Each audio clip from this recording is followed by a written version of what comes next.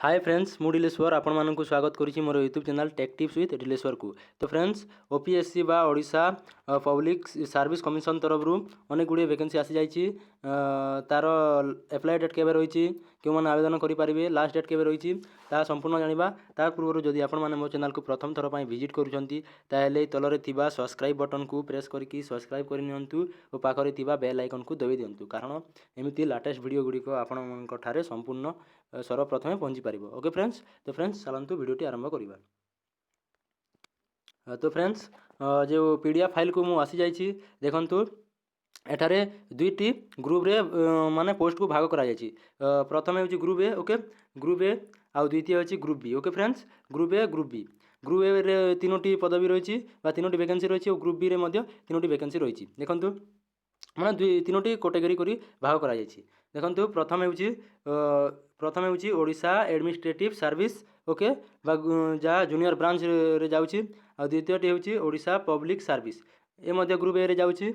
आउ तृतीयटी हूँ Odisha finance service. Okay friends आउ ग्रुप बी रे जो अच्छी देखंतु ग्रुप बी रे अच्छी ओडिशा कोऑपरेटिव सर्विस जहाँ कहूँ ARCS बा AGCS। Okay friends group B रे जाउची। आ द्वितीयटी हूँ ग्रुप बी रो Odisha revenue service. Okay friends आउ तृतीयटी हूँ Odisha taxation and accounts service. Okay friends तो यार एप्लाई डेट रोचे 13/11। ओके 13/11/2019 रु लास्ट डेट हूँ 10/12/2019। ओके फ्रेंड्स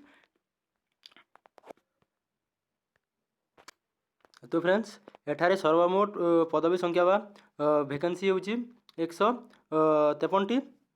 आउ देखंतु ग्रुप ए रे जो जाउची हमर OAS। ओके OAS जेनटा आम कहूँ ओडिशा एडमिनिस्ट्रेटिव सर्विस। ओके एथिरे टोटाल वैकेंसी अच्छी 30टी वैकेंसी अच्छी से 10टी ओमेन मानी अच्छी। ओके ओमेन मानी अच्छी आउ यूआर मानी टोटाल रही 15टी वैकेंसी से मध्यरु 5टी ओमेन्स मानी अच्छी। एससीबीसी रही गोटे आउ से मध्यरु सॉरी एससीबीसी मानी रही 3टी से मध्यरु 1टी ओमेन मानक रही और एससी रही 5टी से मध्यरु 2टी ओमेन मानक रही आउ एसटी मानक रही टोटाल 60टी वैकेंसी से मध्यरु 2टी आमर ओमेन मानक जाउची। ओके फ्रेंड्स आमर जो ग्रुप ए रो द्वितीय अच्छी Odisha finance service. Okay Odisha finance service अच्छी ना ओडिशा फाइनान्स सर्विस जो जूनियर ब्रांच रे जाउची ग्रुप ए रे सेति मध्यरु टोटाल वैकेंसी अच्छी 9टी वैकेंसी और 3टी ओमेन्स मानक जाउची।